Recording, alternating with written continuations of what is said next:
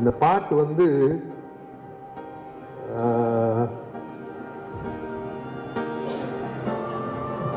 ஒரு சிங்கர் பாடணும், அந்த சிங்கர் வந்து வித்தியாசமா இருக்கணும்.